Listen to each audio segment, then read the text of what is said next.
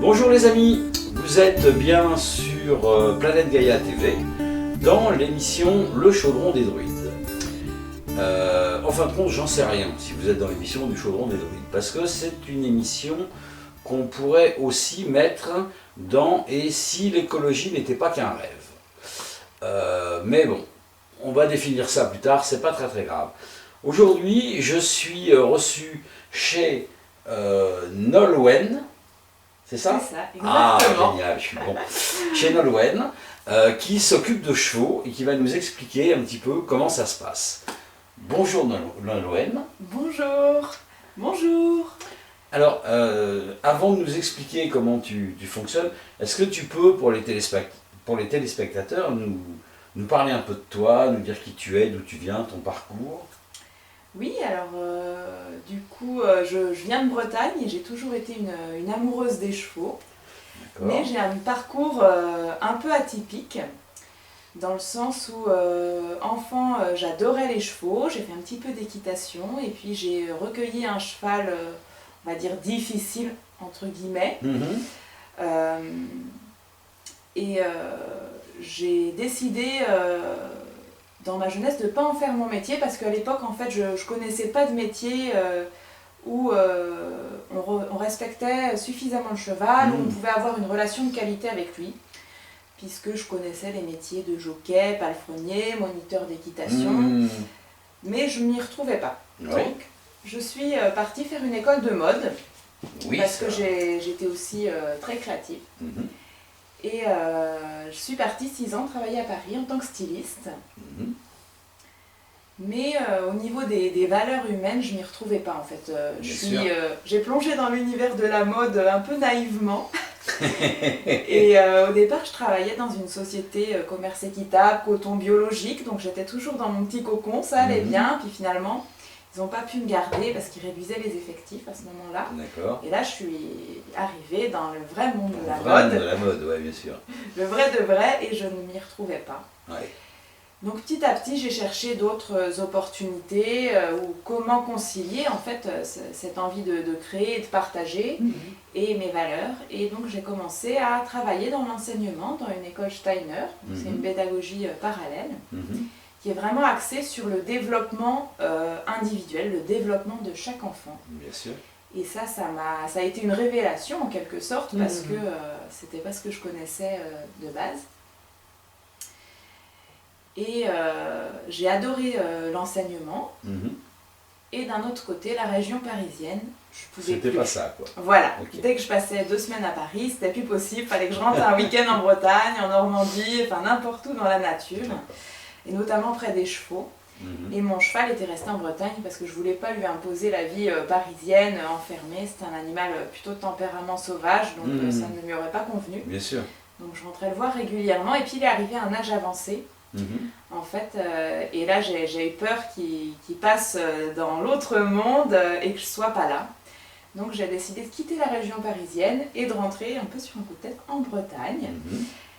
Et ce cheval-là, j'étais très proche de lui et il me disait, entre guillemets, beaucoup de choses. Et notamment, il me disait ta place est ici, ta place est ici. Il me répétait ça tout le temps. Puis moi, je regardais les collines, les arbres, et je me disais, mais qu'est-ce que je vais faire ici? Moi, j'habitais à Paris, je portais des talons, j'étais maquillée, je vivais dans un autre monde. Qu'est-ce que je vais faire ici? Oui, bien sûr. Mais il insistait lourdement quand même, parce qu'il était assez persévérant comme cheval. Donc je suis rentrée en Bretagne.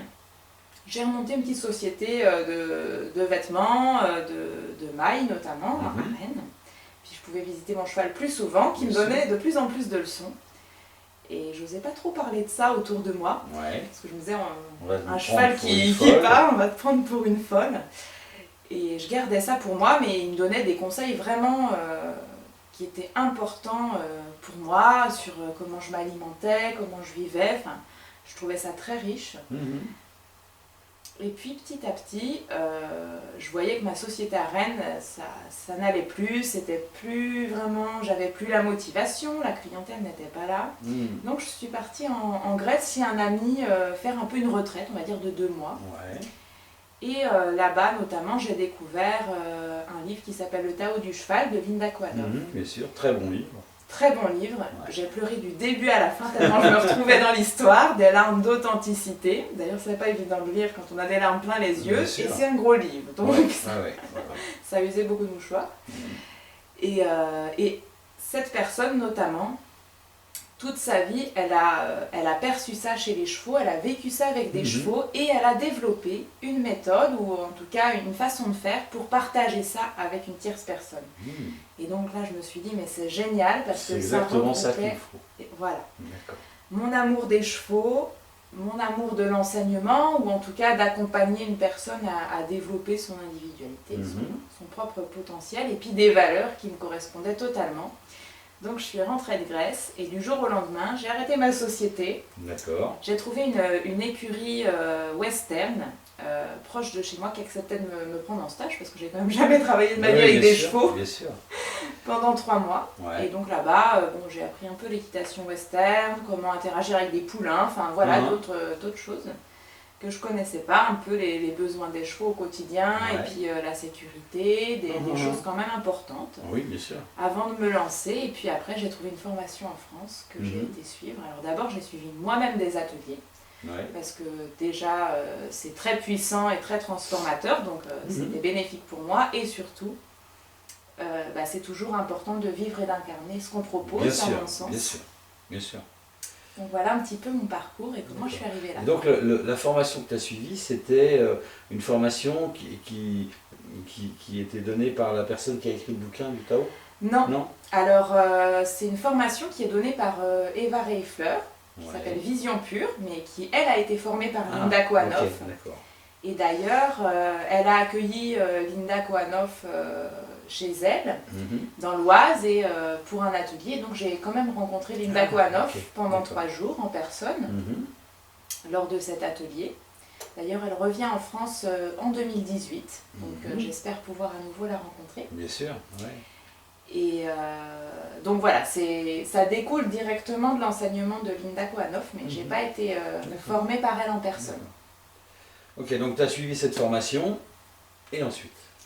Voilà, j'ai suivi cette formation pendant 1 an, puis après j'ai fait un complément de formation pendant 6 mois. Ouais. Et puis tout de suite, j'ai eu envie de pratiquer, et j'ai trouvé ça génial. Et donc mon vieux cheval, du jour où je me suis inscrite à la formation, il a considéré que sa vie, sa mission sur Terre était aboutie, et donc il est passé dans l'autre monde. Il avait 30 ans, mais c'était vraiment quand même 30 dur. ans, c'est pas mal. C'est un bel âge pour un cheval. Et c'était dur pour moi de perdre ce guide, entre guillemets. Et puis, par un concours de circonstances, une synchronicité, entre-temps, j'avais un autre cheval qui est arrivé dans ma vie, un Abir. Alors Abir, qu'on va voir là sur la vidéo maintenant. Voilà. Et c'est un cheval que j'ai accueilli parce qu'il avait des gros problèmes de comportement, notamment avec les humains. Il était très délicat, voire dangereux. Et je n'imaginais pas du tout pouvoir lui faire du développement personnel guidé par le cheval, notamment pour des raisons de sécurité. D'accord. Alors on va faire une petite pause et on va aller voir Abir. Voilà.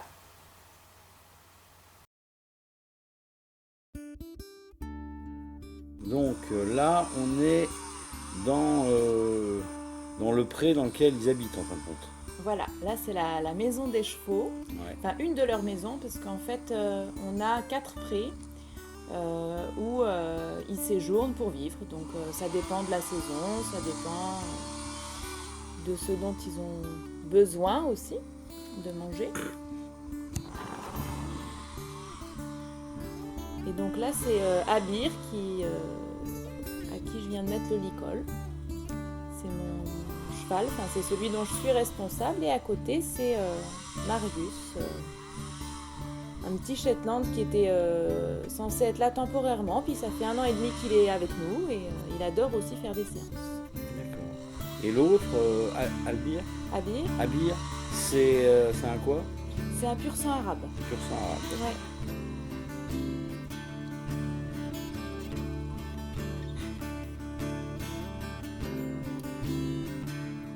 Là, ils avaient un petit goûter qui leur avait été préparé. Ils mangent leur petit morceau de pomme. C'est pas tous les après-midi comme ça, mais de temps en temps, on partage. C'est bien.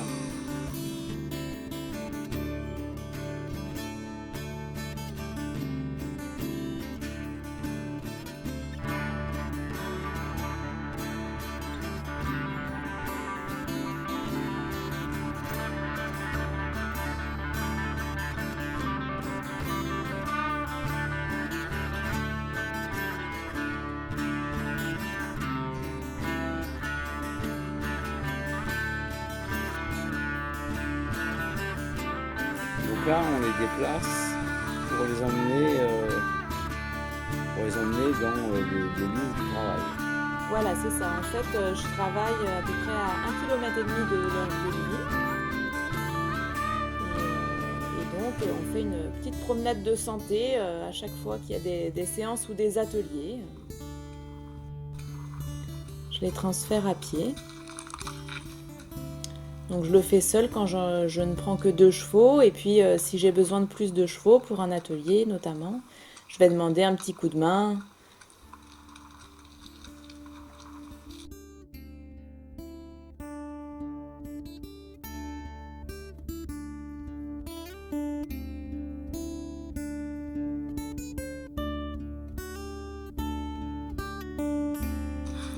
Donc Abir,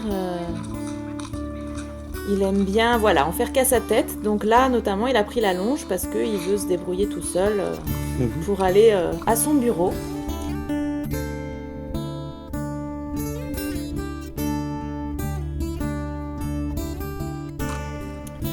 Voilà, là c'est leur salle de pause en fait. Sur leur lieu de travail, il y a 2 espaces. Donc là, c'est leur salle de pause. Et puis il y a leur bureau qui est un espace de travail où se déroulent les séances. D'ailleurs, là, on voit bien que c'est la pause, puisqu'ils se roulent chacun leur tour. Et ils se roulent pourquoi? Pour se détendre. Voilà, exactement. Quand ils se roulent, ils se détendent. Ça leur fait un petit automassage. En plus, s'il y a un petit peu de terre mouillée, ça les protège contre les insectes.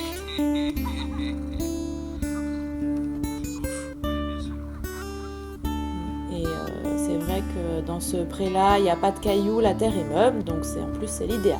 Ouais. Voilà, on voit qu'ils apprécient les petites roulades.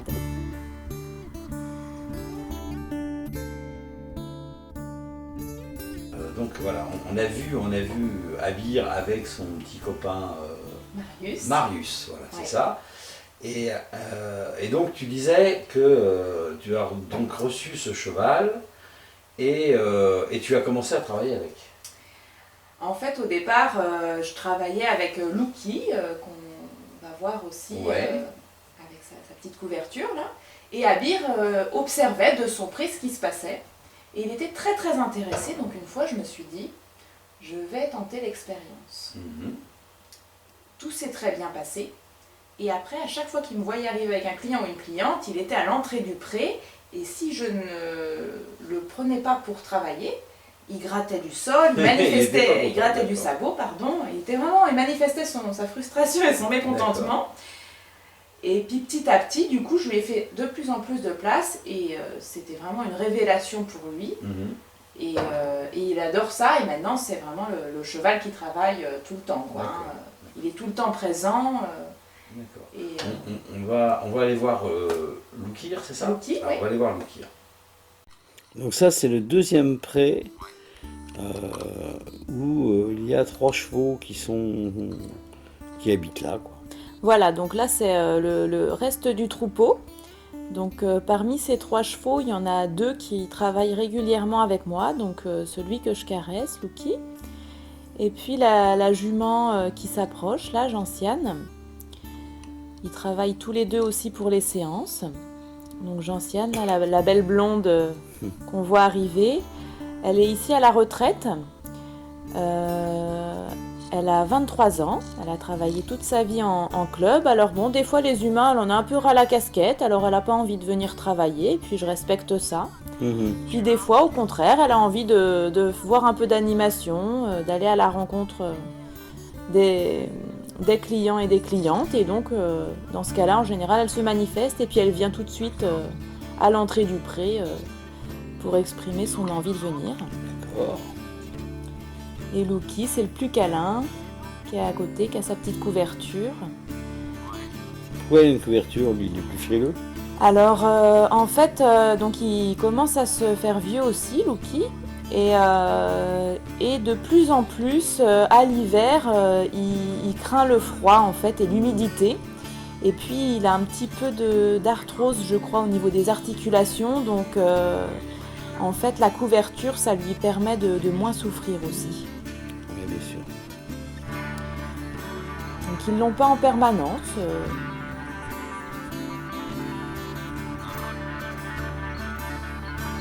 Et Gentiane, là, c'est une jument avec beaucoup de caractère, qui a tendance même à s'imposer par rapport à l'homme. Et paradoxalement, elle est très douce avec les enfants, très maternelle, très protectrice. Elle a travaillé avec toute sa vie, donc c'est un peu sa zone de confort.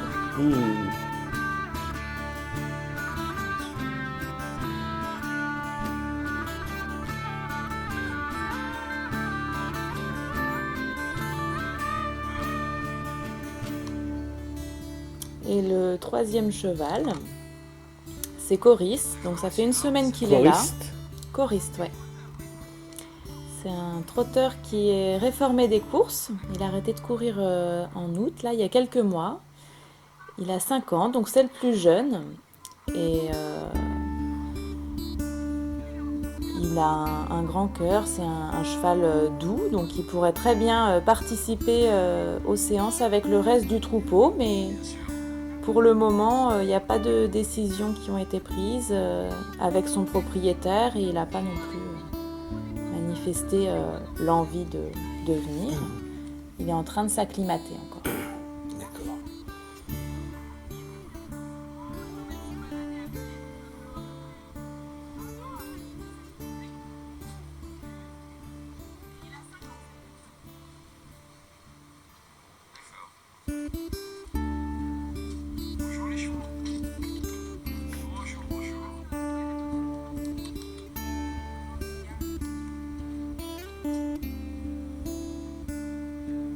Lucky, c'est le plus doux, il adore les câlins, il adore venir pour les interactions tout en douceur. D'accord.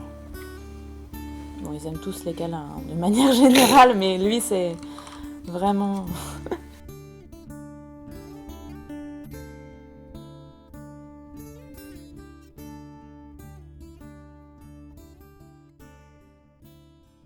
Et donc ça, c'était Loukir avec Ouais. ses deux petits copains.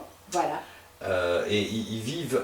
Alors pourquoi... Alors, il y a peut-être une raison spéciale, mais pourquoi est-ce qu'ils ne vivent pas avec les deux autres? Alors en fait, ça dépend.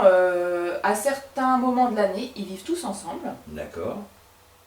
Et l'hiver, en fait, j'en ramène deux plus proches. Ouais. Donc là où on a été chercher Marius et Abir. Ouais. Tout simplement parce que comme les jours raccourcissent et que je dois transférer les chevaux vers le lieu de travail, Mhm. s'ils sont trop loin, Ouais. c'est trop dangereux. Parce que je dois aller les chercher avant le lever du jour et les ramener Avant, potentiellement après la tombée de la nuit. Ouais, ouais.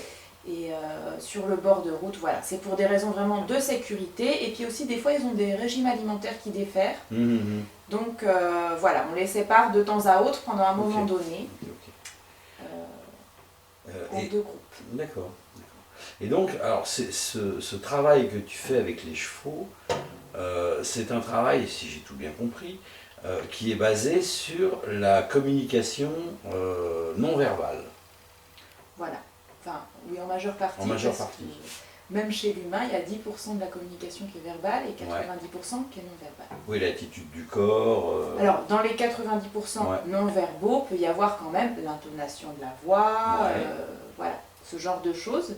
Mais c'est vrai qu'avec le cheval, on travaille les 90% restants, Mhm. ce qui est quand même non négligeable. Mhm. Et surtout, parfois, ça met en lumière des choses dont on n'est pas conscient. Parce Par qu'on va exemple. exprimer verbalement Mhm. quelque chose Ouais. et avec le corps autre chose. Par exemple. Par exemple, ça peut être Ah, moi, les chevaux, j'ai pas peur. Oui. Je connais pas, mais j'ai pas peur et on y va. Mhm. Et en en fait, fin tout de le compte, corps est contracté. Le cheval, lui, il va pas Il le sent tout coopérer. de suite. Ouais. Il le sent tout de suite. En plus, le cheval, c'est un animal quand même de proie. Donc, ce qu'il ressent, c'est un humain qui a peur. Donc, il cherche le danger parce qu'il Oui. n'imagine pas que c'est lui. Ah, Donc, oui, bien le sûr. cheval, il sent, il se dit, ah, signal de peur. Il cherche le danger, il trouve pas le danger, donc il a encore plus peur. Bien sûr.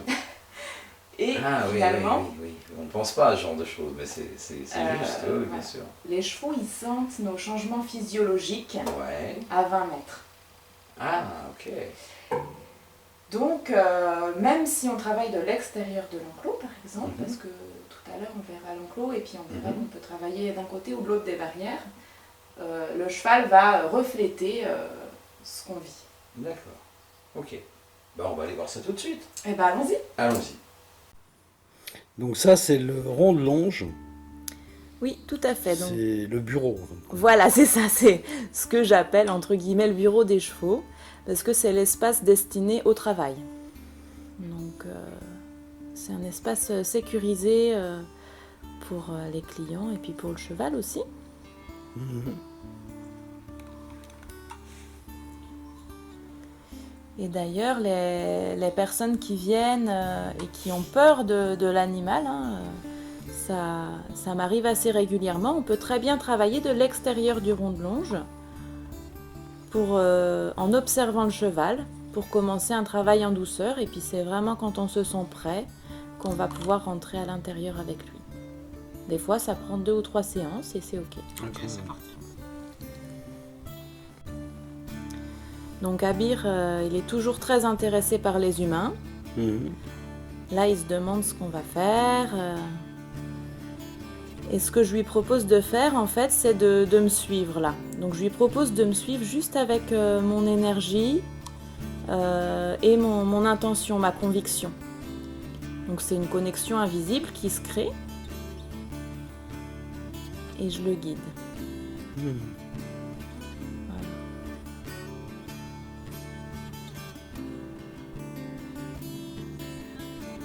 Et là, on a vu que je me suis mis à parler.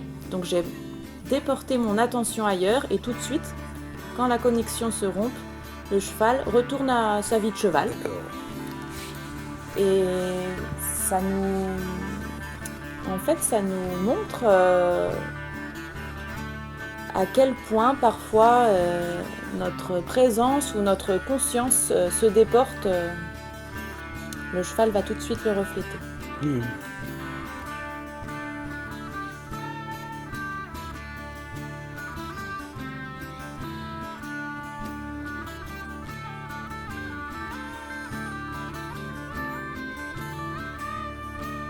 Donc là, le but de l'exercice, c'est... Donc là, je lui demandais de venir vers moi tout en respectant mon espace.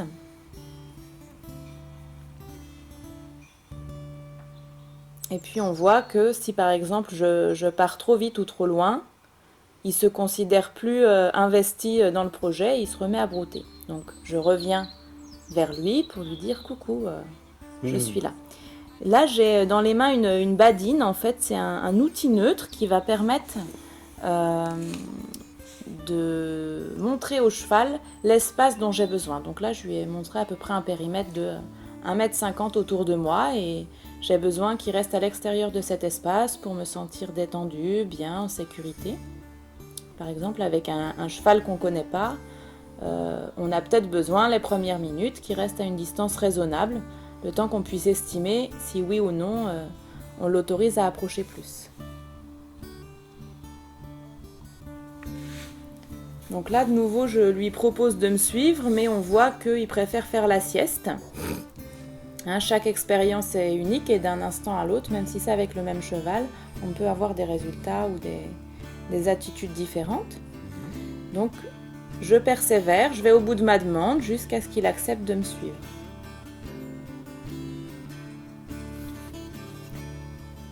Ça peut être très têtu, un cheval. Ah, bien sûr. Bien sûr.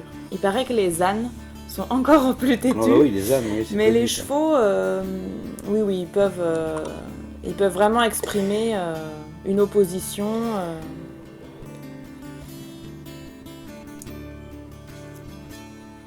Donc là maintenant je lui propose un moment partagé, mais pas de me suivre. C'est un moment de partage en conscience où je vais être en contact physique avec le cheval. Donc là j'utilise une brosse pour ses crins, mais le but n'étant pas de le nettoyer, mais vraiment d'être en interaction et d'être présente à ce que je fais. D'ailleurs le cheval est en liberté. Donc si à un moment je fais les choses machinalement, très probablement il va s'en aller. D'accord. Donc c'est toujours vraiment être présent à ce qu'on fait, à ce qu'on est, à ce qu'on ressent. Voilà, donc là j'ai déporté mon attention, il s'est plus senti concerné. Donc il est parti. Il est parti. Typique.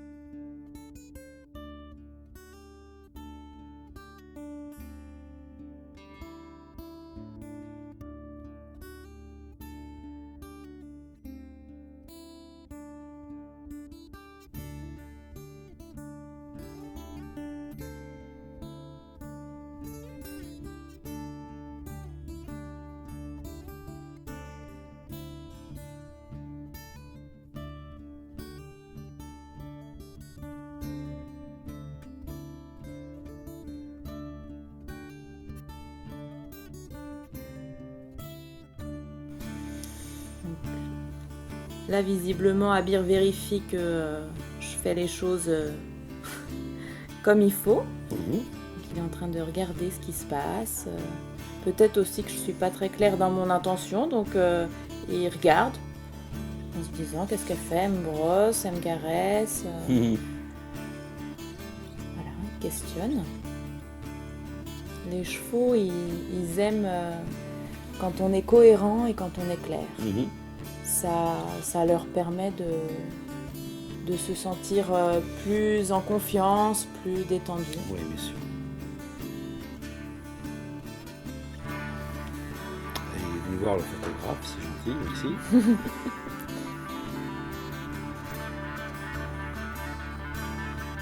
Voilà, c'est un moment qu'on peut aussi partager avec le cheval sans les brosses. On peut très bien juste le caresser, le toucher ou simplement respirer avec, par exemple. C'est vrai que les brosses au départ, ça peut nous donner un peu de contenance ou un petit quelque chose à faire quand on se sent vulnérable au départ.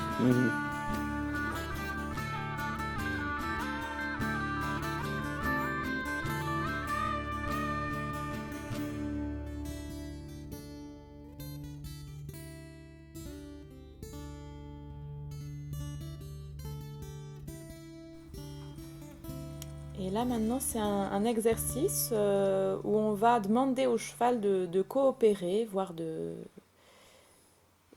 réagir à nos demandes, mais toujours avec respect. Donc le cheval est toujours en liberté, toujours en interaction simplement avec l'énergie en fait. Donc pour lui demander d'accélérer, on va lui envoyer un peu plus d'énergie à l'arrière du cheval, par exemple en agitant la chambrière. Donc là, je lui demandais de changer de direction.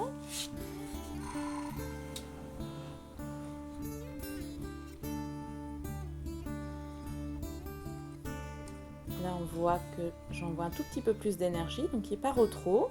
Et si je veux le faire ralentir, tout simplement, je ferai descendre mon énergie. Et le cheval va ressentir tous ces changements physiologiques et y réagir en ralentissant. Donc en fonction du cheval, on va doser différemment nos demandes. Un cheval très vif, il faudra lui donner des indications en douceur pour pas qu'il se mette en panique ou à galoper dans tous les sens. Et au contraire, un cheval plus calme, il faudra peut-être se mobiliser soi-même un peu plus pour le faire bouger.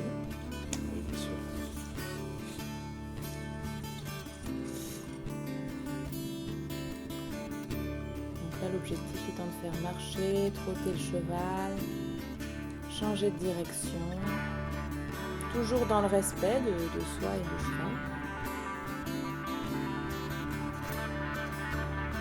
Là, je fais un changement de direction.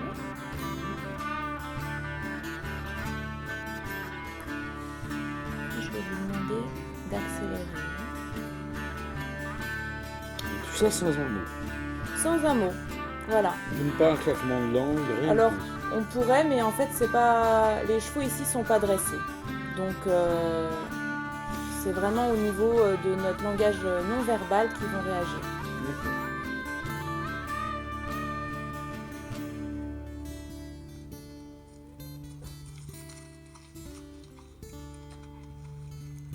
Là, je lui demande une accélération.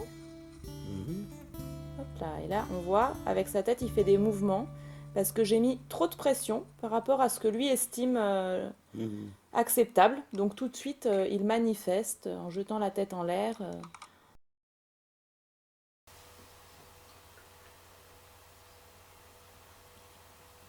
Le coup des... J'avais pas pensé à ça, mais le coup de... Il ressent ta peur et il pense pas que c'est lui, donc il cherche le danger. J'avais pas pensé à ça. Pourtant, ça fait longtemps que j'observe les chevaux que je travaille avec, mais ça m'était pas venu à l'esprit, tu vois. Ouais. C'est fou quand même.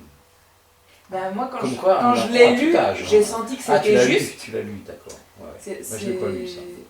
Je sais plus où est-ce que je l'ai lu, mais bon. Ah ouais. Et j'ai dit, mais oui, c'est vrai, parce que, en fait, bon, quand il y a quelque chose qui lui fait peur de l'extérieur, déjà, le cheval, Ouais, il est en bah, vigilance. c'est- Hein. c'est- Il est quand même vigilant tout le temps. C'est une proie, c'est une victime. Mais c'est vrai que quand un humain a peur, c'est pas de la peur, c'est de la vulnérabilité. Il a quelque chose qu'il connaît pas. Et lui, le cheval, bah, Il ressent ça si et un, il se demande un cheval où du est le troupeau a danger. peur, tous les chevaux, hop, Bien sont sûr, bien sur sûr. le qui-vive. Bien sûr. Et donc, pareil si c'est un humain ou un Ouais, autre ouais, animal. ouais, bien sûr. Donc là, on vient de voir le rond de longe, c'est comme ça que ça Voilà. s'appelle, Voilà, hein, le rond de longe. Et donc c'est, en fin de compte, c'est le bureau où les chevaux travaillent. voilà, c'est l'espace où se déroulent les interactions, enfin la plupart des interactions avec les clients. D'accord. Mais alors, donc là, les clients sont à l'intérieur du rond de longe, mais ils peuvent aussi être à l'extérieur. En fonction de ce qu'on a envie de travailler, c'est possible de le faire à l'extérieur, notamment pour des personnes qui ne connaissent pas les chevaux et qui ont une appréhension. Mhm.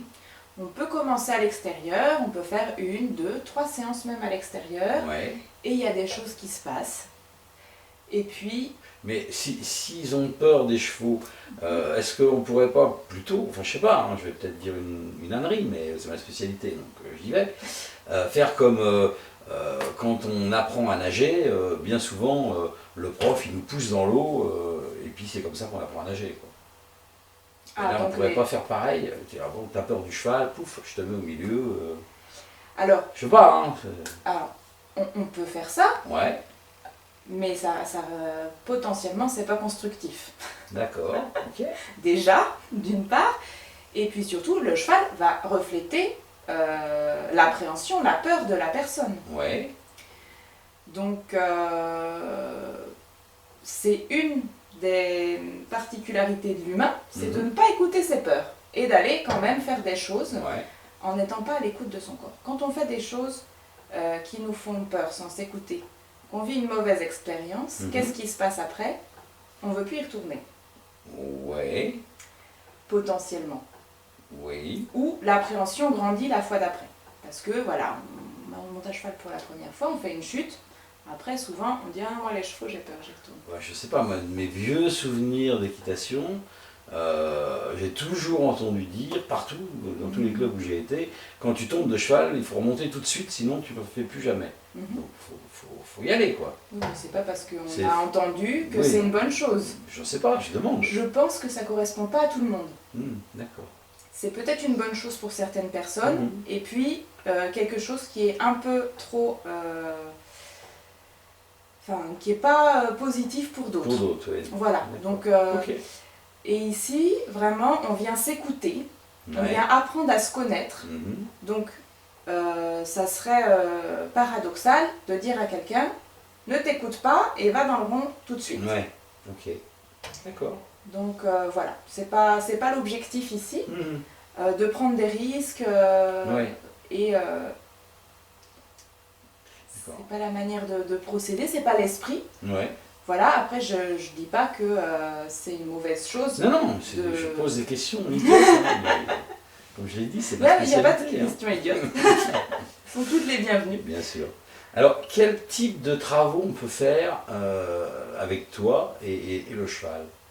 On vient avec, bon, voilà, moi je viens de voir, j'ai plein de problèmes, j'ai tous les problèmes de la Terre, parce que je suis un mec qui n'a pas de chance, donc j'ai tous les problèmes de la Terre. Ah oui. Alors, qu'est-ce que je vais pouvoir travailler avec toi?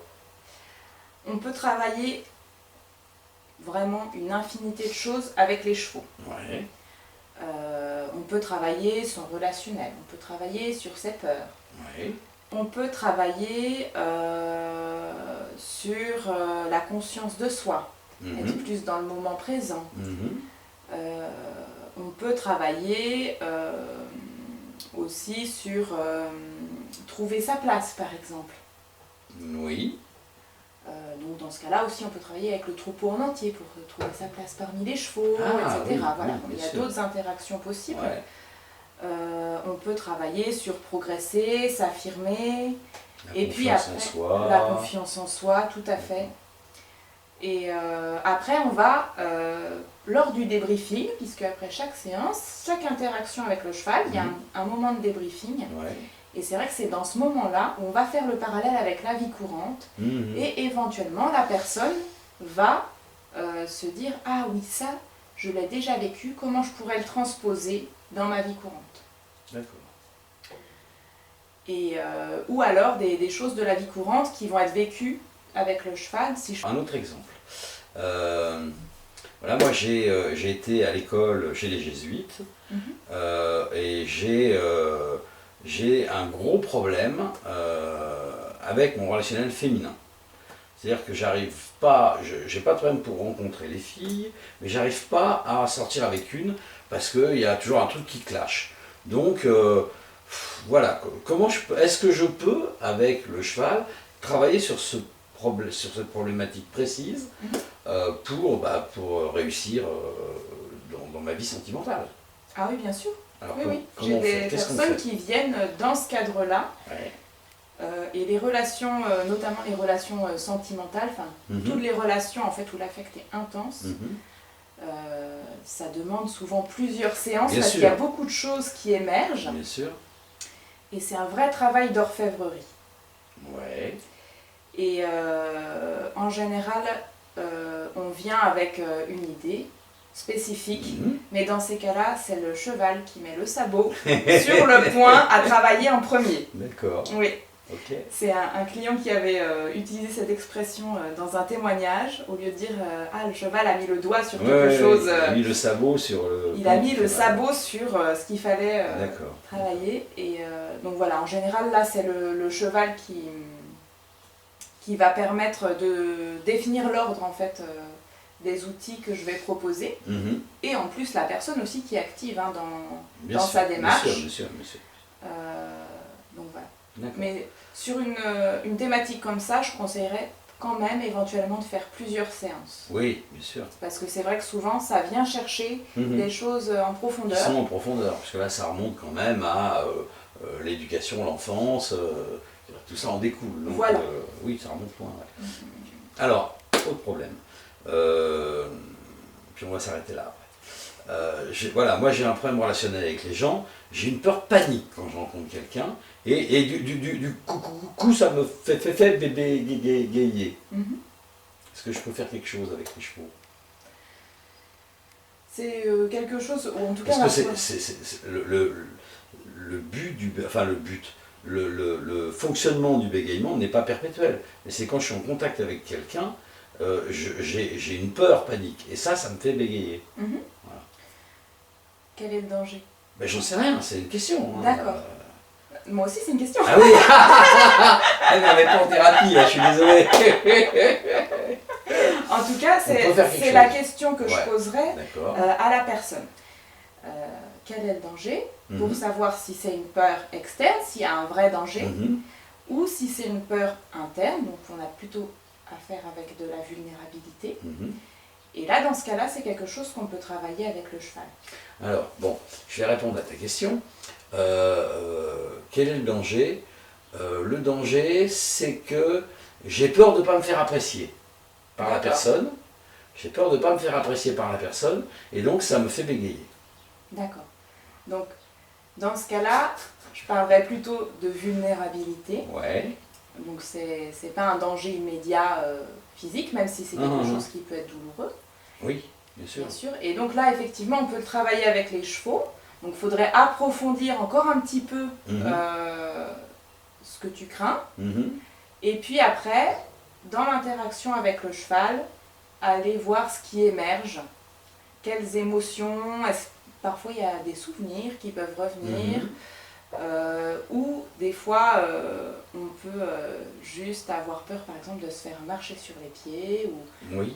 Et là du coup on va aller vivre avec le cheval le fait de définir son espace par exemple. D'accord. Ou le fait de peut-être, je ne sais pas parce que c'est le cheval qui agit, mais peut-être qu'on va se rendre compte que on peut être aimé même sans rien faire de spécifique. Bien sûr. Et ça, c'est ce qui va se passer dans l'interaction avec le cheval. Moi, je ne maîtrise absolument rien. C'est vraiment ce qui se vit entre la personne et le cheval. Et riche de cette expérience, la personne, elle va avoir intégré un nouveau schéma à l'intérieur, comme quoi, même si je ne fais rien exactement comme je suis, je peux être appréciée par quelqu'un que je ne connais pas. D'accord. Bon. Par exemple. Mais ça, c'est que des suppositions, Oui, puisque chaque interaction est unique. Bien sûr, bien sûr, bien sûr. Ok, bah je crois que on a aperçu les possibilités qu'on a de travailler avec un cheval, avec des chevaux. On a eu une facette de ta profession, c'est une profession. Voilà. Qu'on pourrait qualifier, non, c'est pas de la psychothérapie, c'est de l'équithérapie. Alors, non. Dans l'équithérapie, il y a plein de choses. Ouais. En fait, moi, je ne suis pas du tout habilitée pour travailler avec un public avec handicap, par exemple. Ouais. L'équithérapie, c'est aussi ou notamment adapté avec, par exemple, des personnes qui ont de l'autisme. Ouais. Avec les chevaux, on peut avoir beaucoup d'améliorations, mais moi, je ne suis pas formée pour ça. Donc, c'est vraiment des personnes qui viennent pour mieux se connaître, mieux vivre.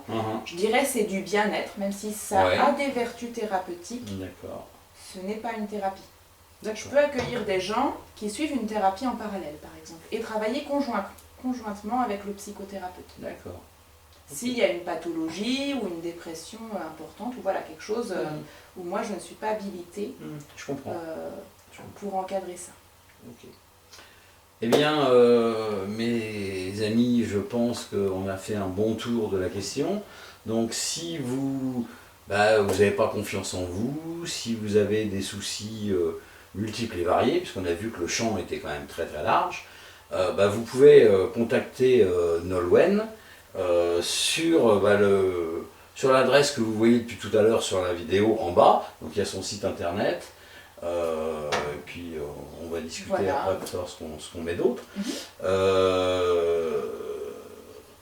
Je pense qu'on refera d'autres émissions avec toi pour voir comment les choses évoluent, parce que c'est un projet de vie.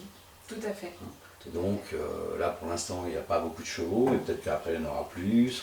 On va suivre l'évolution parce que ça nous intéresse. Parler des thématiques d'atelier aussi. Oui, tout à fait. Des choses, voilà. Chers amis, l'émission est terminée. Je vous remercie de votre attention et je vous dis à bientôt pour de prochaines aventures. Merci Nolwenn de nous avoir accueillis chez toi avec tes chevaux, dans ton intérieur, dans ton intimité. Tu fais plein d'autres choses, mais on en reparlera dans une autre vidéo. Affaire à suivre. Merci bye bye. À toi. Au revoir. Voilà mes amis, c'est terminé. Planète Gaïa vous remercie de votre attention. Si cette vidéo vous a plu, n'hésitez pas à faire un j'aime, le pouce en haut, pour nous faire part de votre contentement. Mettez-nous des petits commentaires parce que ça fait toujours plaisir et ça nous permet de rectifier les choses s'il y a des choses à rectifier. N'hésitez pas à nous soutenir sur Tipeee en allant sur le site qui est écrit en dessous de la vidéo de façon à nous soutenir à partir de 1 euro jusqu'à 1 million d'euros si ça vous fait plaisir, il n'y a pas de problème. Il faut savoir que plus vous serez nombreux à nous financer, à mettre de l'argent sur Tipeee, plus le budget sera important, plus on pourra prévoir un certain nombre de vidéos. Donc là, on essaye de tourner à peu près une vidéo tous les 10 jours. Mais le but pour nous, c'est d'en faire au moins une par semaine. Mais pour ça, on a besoin de vous et on a besoin de moyens. Donc, n'hésitez pas, on vous attend. Et je vous dis à la prochaine pour de prochaines aventures.